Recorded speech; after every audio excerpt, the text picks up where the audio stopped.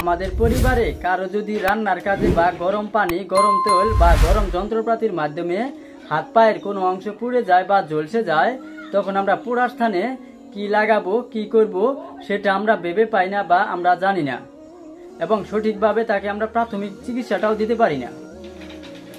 আজকের ভিডিওটি খুবই গুরুত্বপূর্ণ হতে চলছে, কারণ আজকে আমরা আলোচনা করব আগুনে পোড়ার প্রাথমিক চিকিৎসা কি ও করণীয় কি, এবং কি কি করা যাবে না, এর ম্যানেজমেন্ট বা চিকিৎসা আমরা কিভাবে করে থাকি।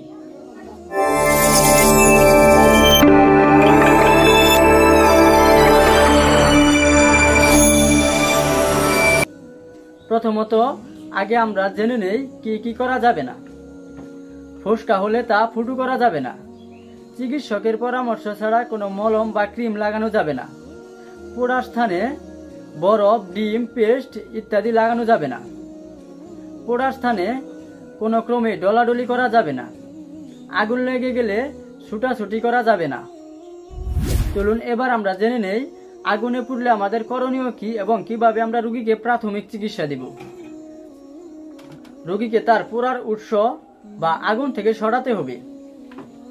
পোড়ার স্থানে কাপড় লেগে থাকলে খুলে ফেলতে হবে। ঘড়ি, বেল্ট, আংটি যদি পরানো থাকে দ্রুত খুলে ফেলতে হবে, কারণ স্কিন যখন পুড়বে ওই জায়গাটা ধীরে ধীরে ফুলবে, তখন কিন্তু ঘড়ি, বেল্ট, আংটি খোলাটা খুবই কষ্টকর হয়ে উঠবে। অল্প মাত্রা পোড়ার ক্ষেত্রে পোড়ার অংশটিকে ঠান্ডা পানি দিয়ে কিছুক্ষণের জন্য ডুবিয়ে রাখতে হবে। মনে রাখবেন, ঠান্ডা পানি ক্ষত বৃদ্ধি ও তার গভীরতা প্রতিহত করে, অঙ্গটিকে বাতাসের সংস্পর্শ থেকে দূরে সরিয়ে রাখতে সাহায্য করে।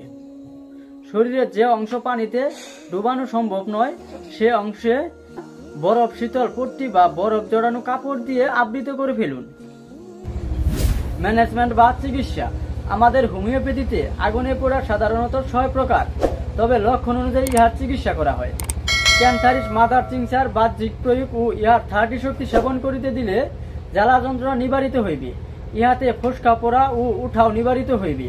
চর্ম নষ্ট হইলে বা ধ্বংস হইলে ক্যালিব্রাইকম এবং লক্ষণ অনুযায়ী আর্সেনিক, আর্নিকা, ক্যালেন্ডুলা, হিপারসালফ ইত্যাদি ওষুধ আসতে পারে। তো আজকে আমাদের আলোচনা এখানেই শেষ। দেখা হবে পরবর্তী কোনো ভিডিওতে।